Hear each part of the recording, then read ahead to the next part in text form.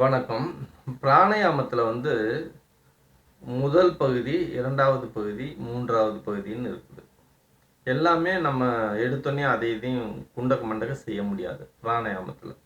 முதல்ல செய்யக்கூடிய 4 பிராணாயாமங்கள் வந்து முதல்ல முக்கியம். ஏற்கனவே நாடி சுத்தி சொல்லியிருக்கேன். அது ஃபர்ஸ்ட்டு செய்யணும். 2வது பயிற்சி லெவல்.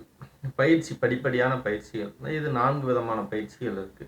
முதல்ல வந்து சுக பிராணாயாமம். 2வது சமவிருத்த பிராணாயாமம். 3வது விஷம விருத்த பிராணாயாமம். 4 யோக பிராணாயாமம். இப்ப சுக பிராணாயாமம் அப்படின்னா உங்களுக்கு அங்குல கணக்கெல்லாம் இல்லை.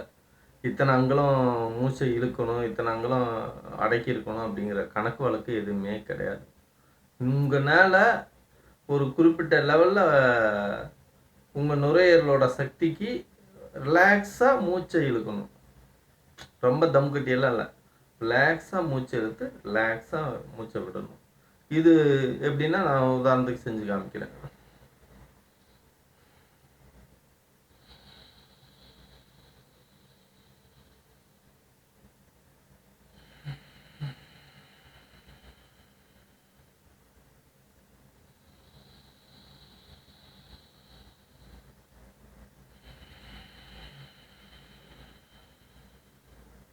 இந்த மாதிரி ரொம்ப அளவு நீளமாகலாம் செய்ய வேண்டியதில்லை. எந்த அளவுக்கு உங்களால் இழுக்க முடியுதோ அந்த அளவுக்கு இழுத்து நீங்கள் விடலாம். நான் வந்து கிட்டத்தட்ட ஒரு 12 அங்குலத்துக்கு மூச்சு இழுப்பேன். அது நான் உங்களுக்கு செஞ்சு காமிக்கணுங்கிறதுனால சுமாராக செஞ்சு காமிக்கிறேன். இந்த மாதிரி மூச்சை இப்படி செஞ்சால் போதும். இதை வந்து எடுத்தோன்னே ஒரு நாளைக்கு காலையில் 1/2 மணி நேரம், மதியம் 1/2 மணி நேரம், நைட்டு 1/2 மணி நேரம்னு செஞ்சிடக்கூடாது. அப்படிலாம் செஞ்சீங்கன்னா சிக்கல் வந்துடும். ஏன் சிக்கல் வரும்னு நான் சொல்கிறேன். என்னென்னா, இந்த மூச்சு எந்த அளவுக்கு உள்ளே போகுதோ அந்த மூச்சு வந்து இதயம் துடிப்பதற்கான ஒரு சப்போர்ட் பண்ணுது. இந்த மூச்சு எந்த அளவுக்கு நீங்கள் தம் கட்டுறீங்களோ அந்த அளவுக்கு இதயமும் சேர்ந்து செயல்படும். அதனால் நீங்கள் வாட்டுக்கு அழுத்துனீங்கன்னா இதயம் வந்து கொஞ்சம் பலவீனமாகும், பாதிக்கப்படும், பிரச்சனைகள் ஏற்படும். அதனால் எந்த அளவுக்கு உங்களால் முடியுமோ, இது வந்து நீங்கள் மட்டும் இல்லை, பொதுவாக பிராணாயாமம்னு பண்ணக்கூடிய யாராக இருந்தாலும் இப்படி தான் பண்ணணும். இதுதான் முறை. ரிலாக்ஸாக இழுக்கிறீங்க, ரிலாக்ஸாக விடுறீங்க. இதை வந்து 6 நிமிஷம், ஒரு நிமிஷத்துக்கு நீங்கள் வந்து அதிகபட்சம் நம்ம இயல்பாகவே வந்து 16 தடவை நம்ம மூச்சு வெளியிடுறோம், உள்ளே இழுக்கிறோம், 16 தடவை மூச்சு விடுறோம், மூச்சு இயல்பாக. அப்போ நீங்கள் ஒரு நிமிஷத்துக்கு ஒரு எத்தனை தடவை வருதோ அந்த லெவலில் வச்சுக்கோங்க. நீங்கள் 6 நிமிஷம்னு அலாரம் கூட வச்சுட்டும் கூட செய்யலாம், தவறு கிடையாது. 5 நிமிஷம் 6 நிமிஷம் உங்களால் செய்யுங்க. ஏன்னா அதுக்கு மேலே நீங்கள் இந்த பயிற்சியை செய்யக்கூடாது. அதுதான் உண்மை. செய்ய முடியும் உங்களால், ஆனால் செய்யக்கூடாது.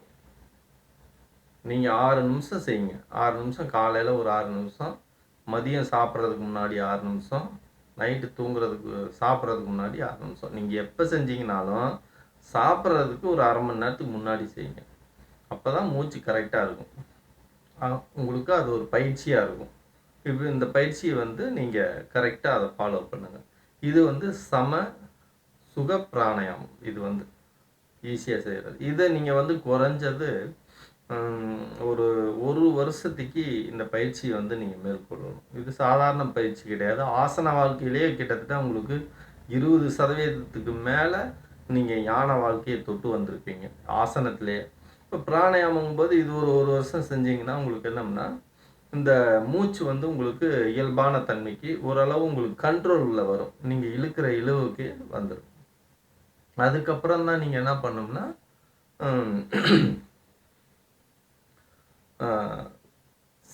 சமவிருத்த பிராணாயாமம் பண்ணணும். சமவிருத்த பிராணாயாமம்னா இங்கே வந்து பாருங்களேன், சித்தர்கள் வந்து 16 அங்குலம் உள்ளே இழுக்கணும், 32 அங்குலம் காற்றை வெளியே விடணும், 64 அங்குலம் வந்து உள்ளே அடக்கி இருக்கணும் அப்படின்னு சொல்லியிருக்காங்க சித்தர்கள். ஆனால் நம்ம எடுத்தோன்னே 16 அங்குலமெல்லாம் இழுக்க முடியாது. அப்போ நம்ம என்ன பண்ணோம்னா 4 அங்குலம் 6 அங்குலம் அந்த லெவலில் தான் நம்ம பயிற்சி வந்து மேற்கொள்ளணும். பார்த்தீங்கன்னா இப்படி நீங்கள் வச்சுக்கிட்டு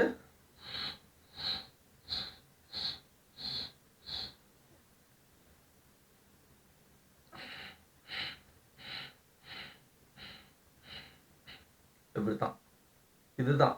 இது பயிற்சி நீங்கள் செய்ய செய்ய உங்களுக்கு ஆட்டோமேட்டிக்காக வந்துடும். அப்போ 6 அங்குலம் வந்து மூச்சை உள்ளே இழுக்கிறீங்க. உங்களால் வந்து ஏற்கனவே நீங்கள் வந்து சுகப்பிராணாயாமம் பண்ணியிருக்கீங்க இல்லையா? அதனால உங்களுக்கு 6, 8 வந்ததுன்னா கூட நீங்கள் செய்யலாம். ஆனால் சிரமப்பட்டு செய்யக்கூடாது. எக்காரணத்தை கொண்டும் சிரமமாக இருக்குது, 8 செஞ்சால் சிரமமாக இருக்குது அப்படின்னா செய்யக்கூடாது. 6 சிரமமாக இருந்ததுனாலும் செய்யக்கூடாது. 4 தான் சரி அப்படின்னா 4 வச்சுக்கோங்க. சராசரி மனுஷனுக்கு 6 அங்குலம் வந்து இருக்கும், செய்யலாம். அப்போ 6 அங்குலம் மூச்சை உள்ளே இழுக்கிறீங்க, 6 அங்குலம் மூச்சை வெளியேறீங்க. இப்போ வந்து என்னென்னா, முதல்ல நமக்கு முடிஞ்ச அளவு செஞ்சோம் சுகப்பிராணாயாமம். இப்போ வந்து 6 அங்குலம் உள்ளே இழுக்கிறோம், 6 அங்குலம் வெளியேறோம். இதை வந்து ஒரு மாதத்துக்கு நீங்கள் வந்து சரியாக செஞ்சுட்டு ஒரு 3 மாதம் நீங்கள் செய்யுங்க. 3 மாதத்துக்கு 6 அங்குலம் செஞ்சுட்டு 4வது மாதத்தில் 1 அங்குலம் கூட்டிக்கலாம். 1 அங்குலம் கூட்டிக்கலாம். 1 அங்குலம் கூட்டினீங்கன்னா 3 மாதத்துக்கு 3 மாதம் ஆகாமல் மறுபடியும் அங்குலத்தை கூட்டக்கூடாது. முதல் 6 அங்குலம் செய்கிறீங்க அப்படின்னா, இன்னும் 3 மாதத்துக்கு செஞ்சிட்டிங்க அப்படின்னா, அடுத்து 4வது மாதத்துலேருந்து அங்கிட்டு ஒரு 3 மாதத்துக்கு என்ன பண்ணோம்னா 7 அங்குலம், 1 அங்குலம் தான் கூட்டணும். 3 மாதத்துக்கு 1 அங்குலம் கூட்டிட்டா இந்த பயிற்சியை நீங்கள் அப்படி அப்படியே படிப்படியாக பண்ணலாம். 3 மாதத்துக்கு 1 அங்குலங்கிறது வந்து நான் டஃப்பாக கொடுத்துருக்கேன். ரொம்ப யோக நிலையில் அதிகமாக செய்யணுங்கிறவங்க. நீங்கள் அப்படியெல்லாம் முடியலைன்னா வருஷத்துக்கு 1 அங்குலம் கூட கூட்டிக்கலாம், ஒன்றும் பிரச்சனை இல்லை. நான் வந்து சொல்கிறது கடுமையான யோக நிலைக்கு வந்து 3 மாதத்துக்கு 1 அங்குலம் கூட்டலாங்கிறேன். நீங்கள் என்ன பண்ணலான்னா 6 மாதத்துக்கு 1 அங்குலம் கூட்டிக்கலாம், 1 வருஷத்துக்கும் கூட அங்குலம் கூட்டலாம். அதனால தான் சொல்கிறாங்க 16 வருஷம் கடும் தவம் புரியணும்னு சொல்கிறாங்கல்ல. என்னத்துக்கு சொல்கிறாங்க? 16 வருஷம் ஒவ்வொரு அங்குலமாக கூட்டி தான் அந்த 16 அங்குலத்துக்கு 4 விரலை வச்சு தான் இப்படி தான் வச்சுக்கிறாங்க. இதுதான் 4 அங்கே 16. அது நம்ம எண்ண முடியாது இல்லையா, மறந்துடுவோம். அது நம்ம மூச்சு இழுக்கும்போது எண்ணிக்கை வராது. அதனால் வந்து இந்த மாதிரி நீங்கள் வந்து சமவிருத்த பிராணாயாமங்கிறது எத்தனை அங்குலம் நீங்கள் இழுக்கிறீங்களோ அத்தனை அங்குலம் மூச்சு வெளியிடுறீங்க. அடுத்து விஷம விருத்த பிராணாயாமம். விஷம விருத்த பிராணாயாமம்னா 6 அங்குலம் மூச்சை உள்ள இழுத்தீங்கல்ல, நீங்கள் வந்து 6 அங்குலம் மூச்சை உள்ள இழுத்து 6 அங்குலம் நிறுத்தி 6 அங்குலம் வெளியிடக்கூடாது.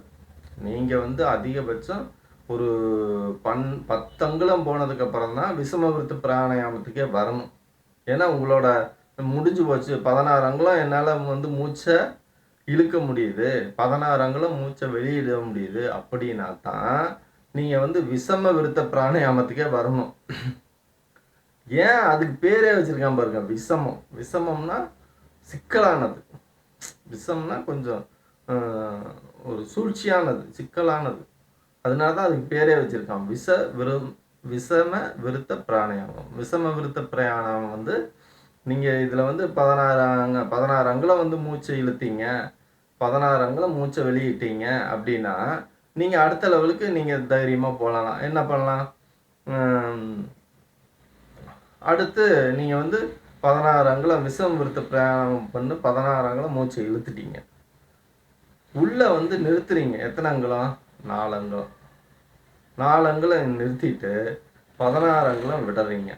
அப்புறம் அதே போல் நீங்கள் ஒவ்வொரு அங்குலமாக வந்து விஷம விருத்த பிராணாயாமம் உள்ளே வந்து நிறுத்தணும். பூரகம், ரேசகம், கும்பகம்னு வைக்கிறோம்ல. பூரகம்னா இழுக்கிறோம், கும்பகம் வச்சிருக்கிறோம், ரேசகம் வெளியிடறோம்ல. அதுதான் அப்படி சொல்லிட்டு இருக்காங்க. அப்போ நீங்கள் 4 அங்குலம் தான் உள்ளே முதல்ல நிறுத்தணும். 4 அங்குலம் நிறுத்திட்டு தான் அதுக்கப்புறம் நீங்கள் 3 மாதத்துக்கு ஒரு தடவை ஒவ்வொரு அங்குலமாக வந்து நீங்கள் அதை கூட்டிக்கலாம். அப்படி கூட்டிகிட்டு வந்தீங்கன்னா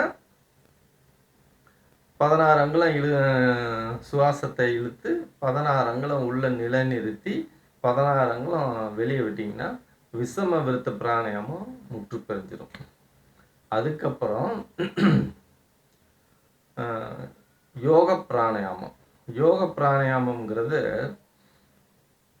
காத்த 16 அங்குலம் இழுத்தோம் உள்ள. 16 அங்குலம் கும்பகத்துல வச்சிருந்தோம் உள்ள. 16 அங்குலம் வெளியிட்டோம். வெளியிட்டோன்னே 16 அங்குலம் காத்த ஃபுல்லா வெளியிட்டோம்னா, மறுபடியும் காத்த உள்ள இழுக்கணும். இழுக்கக்கூடாது. 2 அங்குலம் 4 அங்குலத்துக்கு நீங்க காத்த உள்ள இழுக்காம அப்படியே எம்ப்டியா வச்சிருக்கணும். வச்சிருந்து அதுக்கப்புறம் மறுபடியும் காத்த உள்ள இழுக்கணும். இது எப்படி விஷமத்துல வந்து உள்ள தங்குறதுக்கு அங்க 4 அங்குலம் வச்சு முயற்சி பண்ணமோ, அதே போல 4 அங்குலம் வந்து எம்ப்டியா வச்சிருக்கணும். அப்ப 16 அங்குலம் எம்ப்டியா வர்ற அளவுக்கு நம்ம அந்த மூச்சு பயிற்சி யோக பிராணாயாமம் செய்யணும். இந்த யோக பிராணாயாமம் செஞ்சு முடிக்கும்போது தான் உங்களுக்கு என்ன ஆயிடும்னா, மிகப்பெரிய ஒரு பயங்கரமான சக்தி படைச்சவங்க. நீங்க அப்படியே சுத்திட்டு இருக்கிற பேனை அப்படி நிறுத்தலாம். கையை காட்டினீங்கன்னா போதும். நின்று அப்படின்னா நிற்கும். அப்படி அவ்வளோதான். ஃபேனே நிற்கும். என்ன வேணாலும் செய்யலாம் நீங்கள். அப்போ 16 அங்குலம் மூச்சை இழுத்து 16 அங்குலம் உள்ள நிலைநிறுத்தி 16 அங்குலம் வெளியே விட்டுட்டு 16 அங்குலம் சுவாசம் இழுக்காம வச்சிருந்து தொடர்ந்து செய்யணும். பார்த்துங்க. அதுக்கப்புறம் வேணும்னா இந்த சூழ்நிலைக்கு வந்ததுக்கு அப்புறம் தான் அந்த 16 அங்குலம் மூச்சை வெளியேற உள்ள நிறுத்துறோம்ல, அதை வந்து ஆட்டோமேட்டிக்காக கூடும். அந்த யோகத்துக்கு அப்புறம் உங்களுக்கு கூட ஆரம்பிச்சிடும். இதுதான் சுக பிராணாயாமம், சமவிருத்த பிராணாயாமம், விஷம பிராணாயாமம், யோக பிராணாயாமம். இந்த 4 பிராணாயாமங்கள் தான் சித்தர்களோட மிக அதீதபட்ச 16 ஆண்டுகள் தவம் செய்யக்கூடிய இந்த பயிற்சி. நன்றி.